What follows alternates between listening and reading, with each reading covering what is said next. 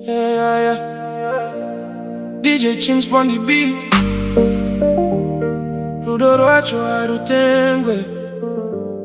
Baby girl uri moyo wangu, uri moyo wangu andidi mumweo. Kana ndiripo iwe handichemeo. Rudoro wako rwaka ndibata choseo. Baby iwe uri wangu kushika magumo. Uri moyo wangu andidi mumweo. Dino faraka na wanditarisao. Tese pamwechete tichashika kureo. Mundiwa wangu andifenda kukanganwa.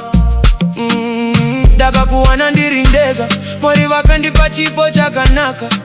Paunoseka moyo unotamba handichadi umwe ndiweweka. Angwanani ndinomuka newe mupfungwa. Masikati ndichifunga maoko wako. Usiku ndichinamata kuna mwari pakushengeteze mdiwa wangu. Kamwe vanotaura handizwe. Rudo redu harungaputswe. Kana nyika ikachinja mazuva ose. Ini newe ticharamba tiritese. Uri moyo wangu handidi mumweo. Kana ndiripo iwe handichemeo. Rudo rako rwaka ndibata chozeo. Baby iwe uri wangu kushika magumo.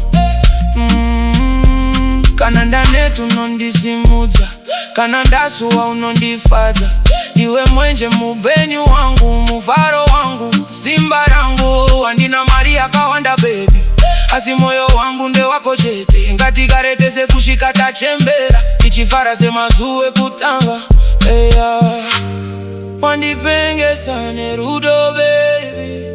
Handichadi mumwe. Uri queen yangu forever and ever.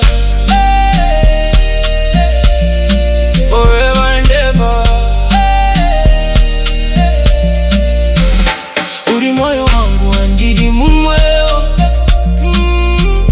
Kana ndiripo iwe handichemeo. Rudo rako rwaka ndibata chozeo. Baby iwe uri wangu kushika magumo. Uri moyo wangu andidi mumweo. Mwari vakakupa kwa ndirizwe chokwadiwo. Kana nyika ikapera handikusieo.